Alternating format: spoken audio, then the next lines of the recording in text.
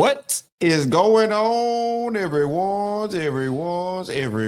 We are here and we are back with another episode of Is My Point Valid? Yes, indeed. I'm yours truly, Brandon D. And I am Camille A. Stocker. And the topic for today is going to be the civil rights movement was a fraud. Yes, indeed. We all know. Well, we don't all know. Most of us don't know that the whole civil rights movement was just a ploy for Black people to beg the government to give them things that they should be providing for themselves, basically. My boy Chad O. Jackson, if you don't know, he would be considered a historian. Yes, he is. Mm-hmm. Yes. But some people just see him as a plumber. He's that too. Career man, you know what I'm saying, who took the time to find out what's real, and he is now taking even more time to give the people the real. So he's going to break it down on how the civil rights movement started, how it was founded. He's going to get into Martin Luther King Sr., the fraud, and how he created his son to be a fraud. And it's all it's real quick, bunched up, bundled up, and a nice little package for you. So after you listen to this, instead of critiquing, just go do your own research. We put this stuff out here not to try to prove anybody wrong. We just want to put these things on your mind so you can start doing your own research to find out what's real. And to also question why are certain people put on a pedestal who did contribute to society? I'm not even going to take away. They did contribute to society. Absolutely. But was it for the good of man, or was it to the detriment Are we better of man? off? Right. And one thing I know, Martin Luther King, one of his major slogans was judge people by the content of their character. Mm-hmm. But what do people do? They side with you based on skin color. And if I am not mistaken, I think Chad has done a video saying that Dr. Martin Luther King Jr. took that line from somebody. Yeah, because probably a communist. No, maybe, but I'm not sure. But because a lot of you don't know either, and this is not Dr. Martin Luther King slander. It's just we aren't taught this. So when you hear it, you're like, nah. But he plagiarized a lot of his speeches. Like he verbatim, like took stuff from what people were saying. He was known for that. So I think that even that judge people by their character was something. I think you might be right. It might have been something from like the KKK or something. The life that he lived, he couldn't consciously tell you that. But that's nor here nor there, because we're speaking on the ideas and not the person. Oh, yeah, I just want to mention that if he was so headstrong on judging people by the content of their character, don't get mad when we judge him by the content of his character. But anyway. Right, not a skin color. Because the skin color doesn't have anything to do with it. It has to do with what he put out. Seeds. Right, that he planted. Yes, and the fruit that he planted. And he planted a apple seed. A Johnny apple seed. He planted an apple seed. And because now the apple tree, there's a lot of apples that are falling off of that tree that are rotten and have worms in them. You don't want to eat them, right? So we're gonna listen to Chad. That was a good analogy. Check me out. Anyway, we're gonna listen to Chad speak, and y'all know how we do. That was good. That was good.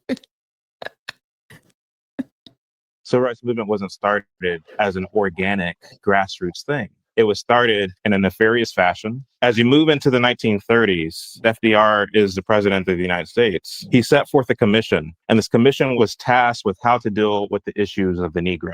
The commission started something called the National Negro Congress. And the National Negro Congress was a preeminent civil rights movement of the 1930s.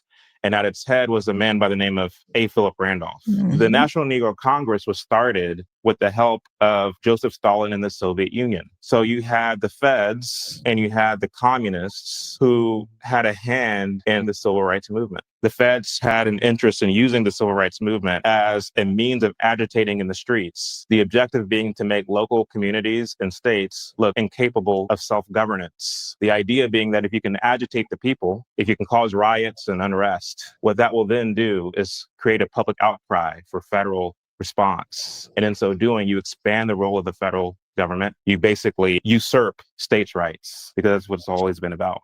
And that's exactly what Martin Luther King did. He went out here, he antagonized. No.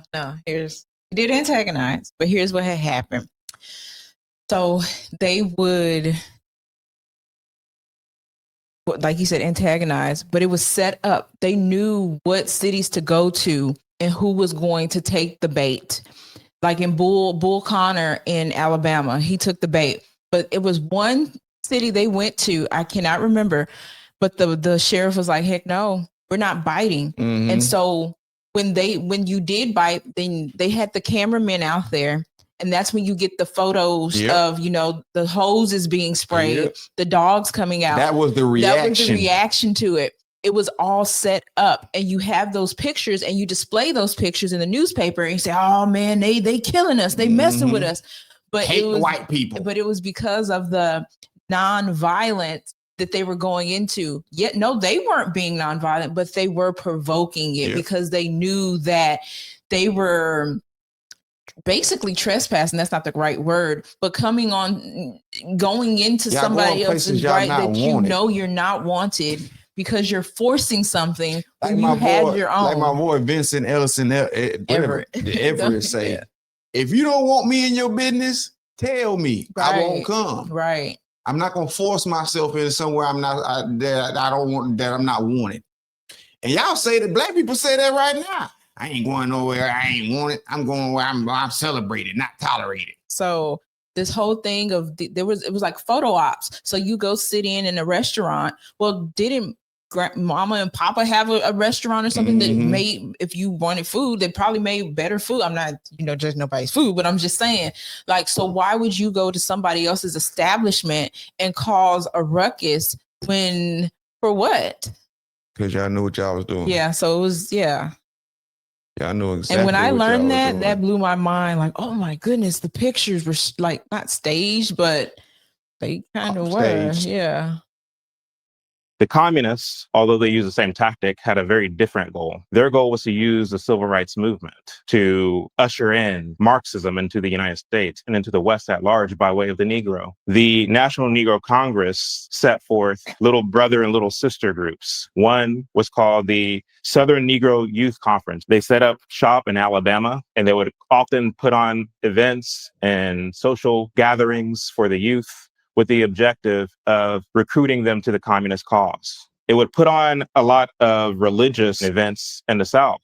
And these events would be frequented by one Michael King Sr. in the 1940s. Michael King Sr. would go to Germany shortly before the rise of Hitler. And he was enamored of the 16th century theologian, the reformer, Martin Luther. And he saw what he perceived to be Martin Luther wrestling away authority from the Catholic Church through the Reformation. And he said, I can do that in America by calling men to embrace the social gospel. And so he came back to America and changed his name to Martin Luther King Sr. And then he changed his son's name to Martin Luther King Jr. because he saw himself and his seed as the one who's going to usher in the social gospel and move religion forward to embrace this Marxist idea, otherwise known as the social gospel. Martin Luther King would come of age. He wrote in his papers that he shocked his Sunday school class by rejecting the resurrection of Christ. He also rejected the deity of Christ. He didn't believe that Jesus was born of a virgin. He didn't believe in the literal existence of hell, and he didn't believe in the second coming.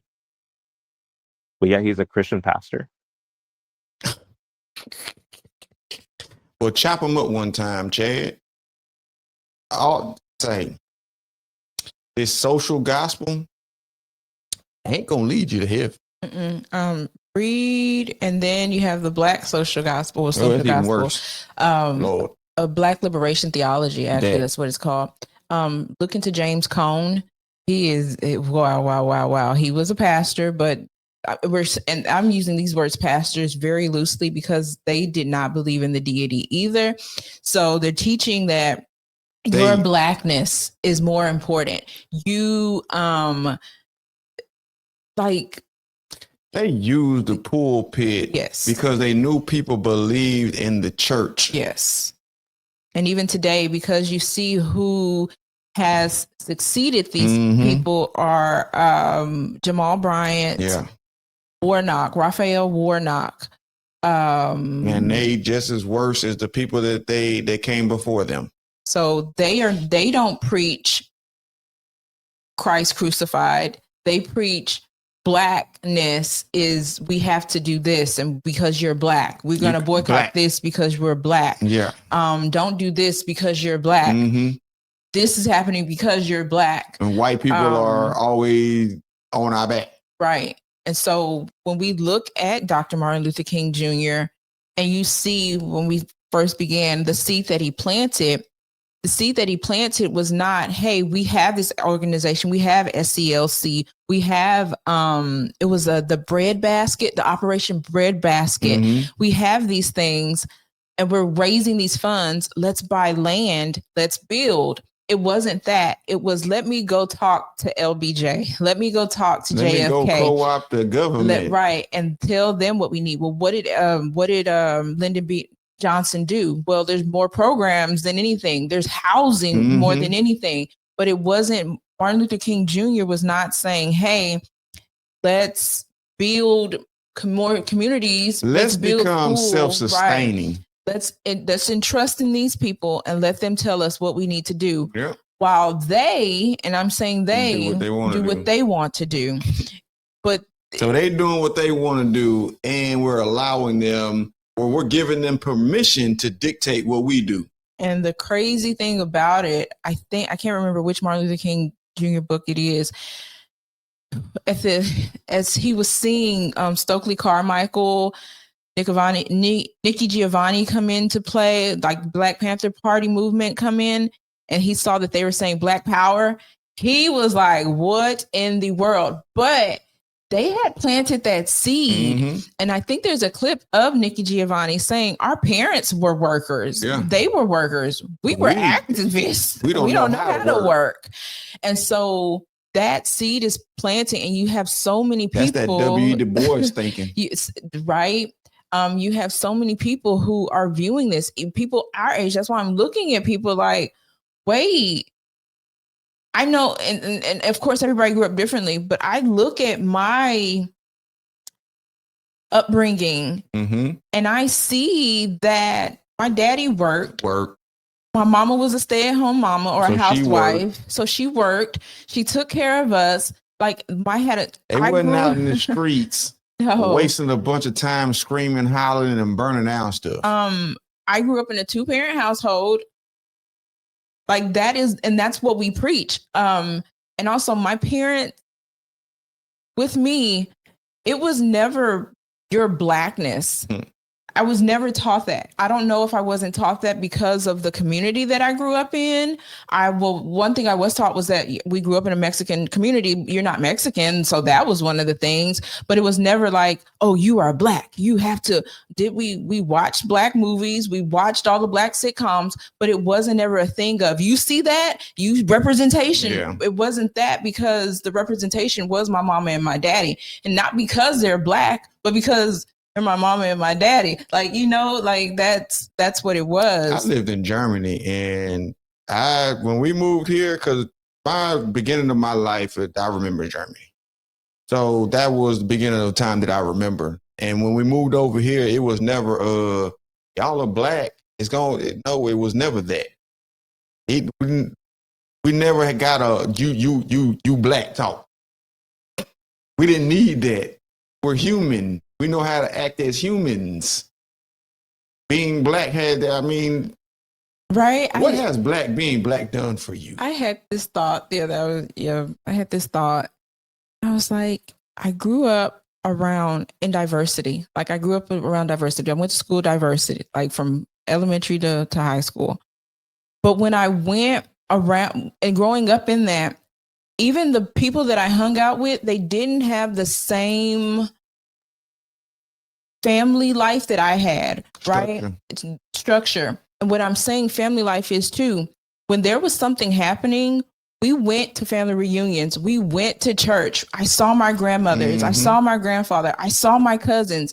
And then we would come back home because, of course, we don't live in the same city. We would come back home and then I would go but it was never, oh, my Black family. It's my family, you know? I think the first time that I really noticed like color was when I was in middle school, and my best friend in middle school, she was biracial. And so people were giving her a hard time because they didn't witness that. But I'm like, my nieces and nephews biracial. And at the time we didn't say biracial, but it's politically, it was mixed. Right. And so you see that. And so I look at this and I know like it's hard for a lot of people to take this in, what Chad is saying, and take in what we're saying, and to change your mindset about what it is. But you have to look at facts. Stop looking at skin color and your feelings. Stop looking at skin color. Stop looking at your Blackness. Your Blackness does not define you. And for a moment there, of course, we always say it did. It was. Oh yeah, I was bliggity Black at one time. Until you realize that doesn't matter. What is? And there's no benefit. There's no benefit. Look at facts. Nothing for you. Facts matter, and you gotta know the truth. Good job. Stop idolizing and making these people symbols, and stop making statues of people, because that is pagan. That's deity, idolatry. I don't even want no Charlie Kirk nothing. They said they raised money for I-45. Like, man, what y'all gotta chill. Chill out. He was a man. Regular old man. He was a man. He had a good message, but he was just a regular old man. Y'all tripping.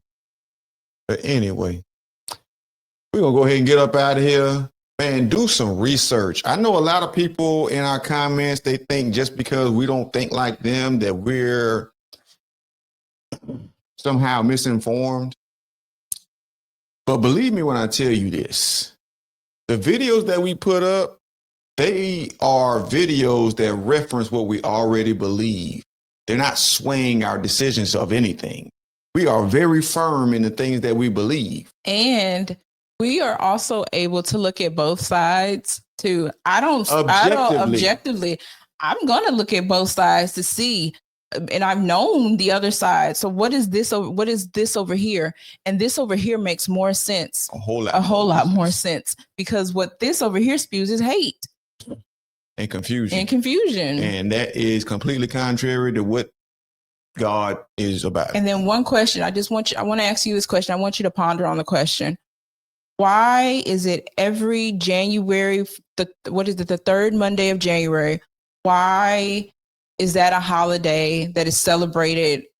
And why do we still know Dr. Martin Luther King Jr.'s name? What did he do? What is the importance of his name? And if you say, well, it was the civil rights movement. What is the civil rights movement? We just told you what exactly is it? What do civil rights do? And why are we begging people for things that they don't even have control over? Look at the people who were around him. Chad says, A. Philip Randolph. There is, golly, I can't think of his name. And they did a whole movie on him on Netflix. The Obamas did, and I can't think of his name. There's a freaking road named after him in Atlanta too, in Georgia. I can't think of it. Anyway. But just look him up and see what it was. He also, like the communists and stuff that he was around. Why would you hang around people if you don't, but because we have different views now. So we may have different views, but if I know you trying to destroy something, like, hold on. I'm be moving around. Wait a minute. Straight up. You not building nothing? You want to beg. You want to be a bum. Communities being destroyed. By your own. but we're not building anything. We're just tearing it down. Tearing it down. Yes, sir. Because from the 1940s to the 1960s, Black people prospered. And one of the things that helped Black people prosper, we kind of touched on it where we came from, how we had 2-parent households. There were 2-parent households. The father was in the home and people were attending church. Mm-hmm. So they believed in God. And so God was, yes, in discipline.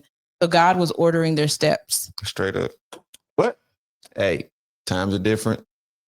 Find Jesus. With that being said, we're going to go ahead and get up out of here. Hope y'all got some value from this content. If you did, make sure you hit that like, subscribe, share, all that good stuff. It helps us grow. And we appreciate y'all pushing the algorithm towards us. Thank you. We're going to go ahead and get out of here. So like always, it is love, peace, joy.